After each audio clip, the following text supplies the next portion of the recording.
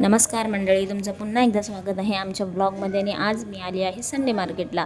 मुंबईला मार्केट हे संडेचंच असतं. आणि इथे बघा मी बँगल्स पण बघितले, खूप मस्त मस्त बँगल्स 50 रुपयाला जोडी होती. मी अशा 4 जोड्या घेतलेल्या आहेत.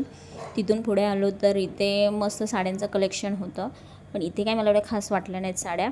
बॅग्स वगैरे होते, इथे लेहंगे होते जे लग्नात वगैरे वेअर करतात, जे दुकानात भेटत नाहीत तोही व्हरायटी इथे भेटते. लोकांना वाटतं संडे मार्केटमध्ये चीप असतं, पण असं काही नसतं. उलटं स्वस्तात मस्त हे संडे मार्केट आहे. इथे साड्यांचं कलेक्शन छान होतं. इथे मला एक साडी आवडली आणि मस्त कॉटनमध्ये ही साडी आहे. पूर्ण सॉफ्ट कपडा आहे आणि त्याची क्वालिटी पण खूप मस्त होती. तिने मला खोलून पूर्ण दाखवली. साडीची किंमत तिने खूप सांगितली होती, पण तिने माझ्या बजेटनुसार दिलेली होती. तिथून पुढे आम्ही निघालो असंच इकडे तिकडे बघत, काय वेगळं दिसतंय का. तर बरंच काय काय होतं, पण असं डोळ्यांना अट्रॅक्ट करणारं मला जे भेटत होतं ते मी घेत होती. म्हणजे बँगल्स झालं, साडी झाली. तिथून आलो मी सलूनमध्ये, कारण माझ्या हेअरला कलर करायचं होतं, कारण माझे व्हाईट हेअर्स खूप झाले होते. खूप म्हणजे ते मागे वगैरे कुठे नाही, ते पुढेच झाले होते. बघा मी दाखवते आहे.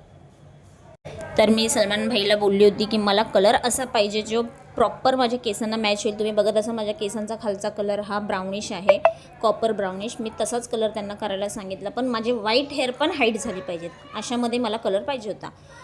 आणि आता बघू तसाच होतोय की नाही, कारण मला भीती होती की तो कलर होईल की नाही. तसं पण सलमान भाई बोललेले नाही, तो तसाच होणार. आणि फायनली माझा कलर सेम माझ्या केसांसारखाच झाला आहे. जो कलर खाली होता तोच कलर वरती पण दिसतोय. म्हणजे असं वाटतच नाही की मी वेगळं काय केलं आहे. थँक्यू सलमान भाई.